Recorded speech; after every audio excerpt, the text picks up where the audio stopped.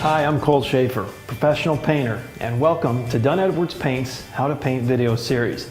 You know, nothing in the world breathes life into your home like a fresh coat of paint. In this video, I'll show you the proper way to paint a room, from determining what painting supplies you'll need to how to use a brush and roller. We'll even show you tips for getting the job done right the first time. Now, before you paint, remember, preparation is the key to a good paint job. If the prep work is done right, then the painting is easy. So to get an idea on how to prep the surface you will be painting, see our Prepping a Room for Painting video on tonedword's.com/videos. So on to painting. Well, first you'll need to pick up some painting supplies. You'll need a canvas drop cloth to create a work area for getting your paint and painting tools ready, a 2.5-inch angular trim brush for trimming in around corners, windows, doors, and moldings, and a roller cover, handle, and tray for painting. Use a 1/2-inch or higher cover with lower gloss paints or a shorter roller for higher gloss paints. Oh, and don't forget an extension pole to reach higher areas, especially if you have ceilings over 8 feet tall. And you also need a trim bucket to use if you're painting with a brush. Also, a 2-gallon bucket to mix paint in and some stir sticks. Now you'll want to mix multiple gallons of paint together to ensure your paint has consistent color. And make sure you have a stepladder to reach those high areas. And some wiping cloths to clean up any spills that may occur. And I also like to keep a 5-in-1 tool handy.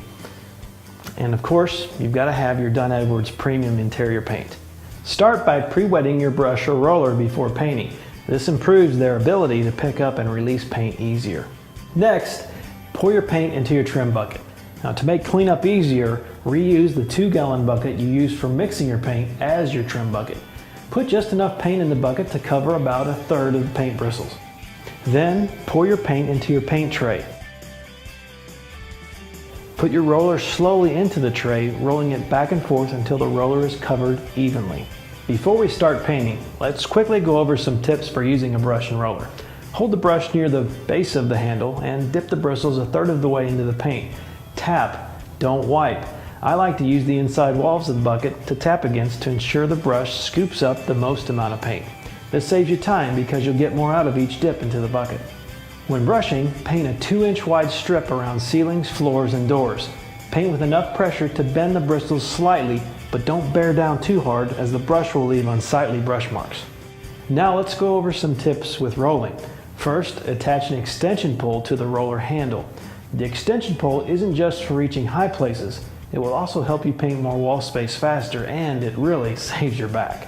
Now, when you start rolling, cover about a 2 square foot area using an N pattern, rolling up first to minimize dripping, then work your way back to the previously painted area, making sure you apply the paint evenly and get good coverage. Now remember not to go too fast. Going at a slower speed gives you better coverage and limits paint splatter. Now you're ready to paint. Best practice is to paint one wall at a time. Start by cutting in the corners and around the ceilings of the wall. Then cut in any windows and doors. Once you've painted everything, grab your roller cover and load it with paint.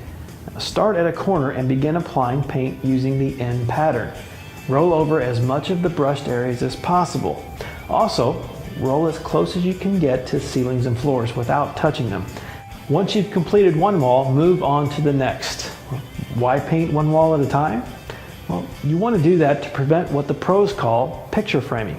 This problem occurs when you cut in an entire room with a brush and then the paint dries before you start rolling. The roller texture will not match the smoother application of your brush, and your walls will look, well, they'll look like they're framed. After the entire room is painted, grab your brush, go back in, cut in around the floor and baseboards. There are less worries about picture framing along the floor because it's difficult to see any problems at floor level. Well, after the entire room is painted, the results, well, they'll look amazing, and you'll have a paint job you can be very proud of.